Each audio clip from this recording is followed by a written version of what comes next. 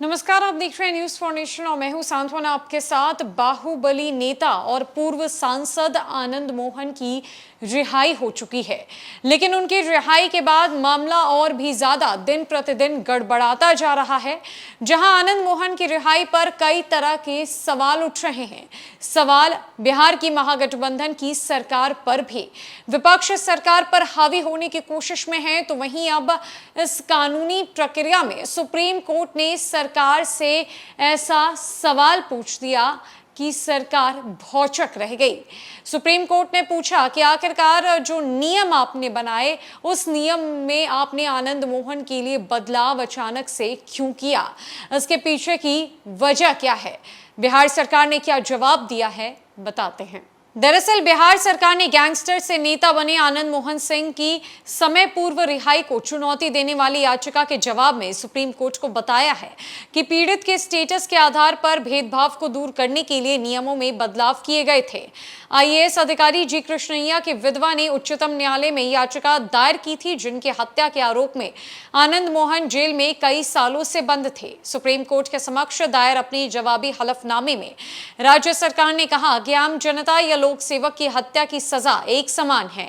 एक और आम जनता की हत्या के दोषी आजीवन कारावास की सजा पाने वाले कैदी को समय से पहले रिहाई के लिए पात्र माना जाता है। दूसरी तरफ किसी लोक सेवक की हत्या के दोषी आजीवन कारावास की सजा पाने वाले कैदी को समय से पहले रिहाई के लिए विचार किए जाने के लिए पात्र नहीं माना जाता है। पीड़ित की सामाजिक स्थिति के आधार पर भेदभाव को दूर करने का प्रयास किया गया है। इसमें कहा गया कि राज्य दोषियों को छूट देने को विनियमित करने के लिए छूट नीति बनाता है। ऐसा कोई भी नीति दोषी को केवल कुछ लाभ और अधिकार प्रदान करती है, ये पीड़ित का कोई अधिकार नहीं छीनती। इसीलिए कोई पीड़ित अनुच्छेद 32 के तहत याचिका दायर करने के मौलिक अधिकारों के उल्लंघन का दावा नहीं कर सकता है। बिहार जेल नियमावली में संशोधन के बाद आनंद मोहन सिंह को सहरसा जेल से रिहा कर दिया गया। गौरतलब है कि इसके पहले न्यायमूर्ति सूर्यकांत और न्यायमूर्ति जेके माहेश्वरी की पीठ ने जी कृष्णैया की पत्नी उमा कृष्णैया द्वारा दायर याचिका पर नोटिस जारी किया था। उसने बिहार सरकार को पूर्व सांसद को दी गई छूट के संबंध में मूल रिकॉर्ड पेश करने का निर्देश दिया।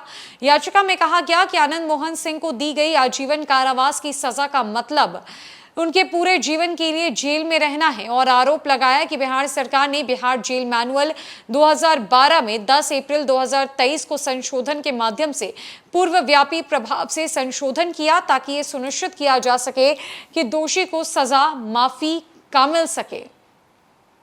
गोपालगंज के तत्कालीन जिला मजिस्ट्रेट कृष्णैया को 1994 में भीड़ ने उस समय पीट कर मार डाला था, जब उनके वाहन ने गैंगस्टर छोटन शुक्ला के अंतिम संस्कार के जुलूस से आगे निकलने की कोशिश की थी।